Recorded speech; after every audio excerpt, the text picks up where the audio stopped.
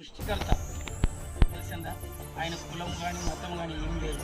నీ పాపం కొరకు నా పాపం సెలవులో ప్రాణం పెట్టిన దేవుడు. ఇప్పుడు నాకు వ్యక్తి అర్జెంట్ అయిపోతున్నాడు. యాక్సిడెంట్ అయిపోతే దెబ్బ తగిలింది అనుకోండి. దెబ్బ తగిలితే డాక్టర్లు ఏమంటారు, నేను ఆపరేషన్ చేయాలంటారు. ఆపరేషన్ చేయాలంటే ఇది రక్తం కారిపోయింది, రక్తం ఎక్కియాలంటారు. మరి రక్తం ఎక్కియాలంటే ఏం చేయాలి? ఆ రక్తం కలిసిన మనిషిని ఎవరు వాళ్ళకి మనిషి ఇవ్వాలి కదా, ఇత్తేనే బతుకుతాడు కదా. మన కూడా మన పాపముల కొరకు యేసయ్య రక్తం కాల్చింది. రక్తం కాల్చింది కనుక మా ఆయన రక్తం ద్వారా మనల్ని కడిగి ఉన్నాడు కనుక ఈ నీళ్లను దేవుడు రక్తం ద్వారా పవిత్రపరిచి పరిశుద్ధపరిచి నీ ప్రతి పాపమును ఆయన కడిగేస్తున్నాడు. ఆయన వచ్చే వరకు మనం తెచ్చుకోవడం నమ్మకంగా ఉండాలి.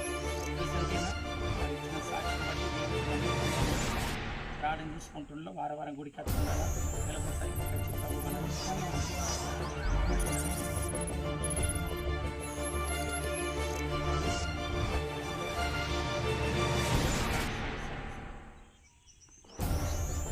కృపా కనికరంగల తండ్రి, శివమగల దేవ, సర్వోన్నతుడ మహోన్నతుడ, నీ నామనికి వందనాలయ్యా.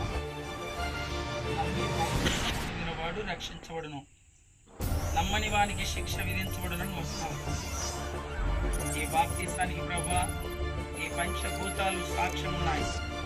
పరలోకన్న దేవదూతలు తొంగి చూస్తూ ఉన్నారు. నాయనా, మీరు పరలోకం నుండి చూస్తున్న దేవుడు కుమారుని దీవించి ఆశించి మహిమ పొందుమని యేసు నామంలో ప్రార్థిస్తున్నాను తండ్రి. ఆమేన్.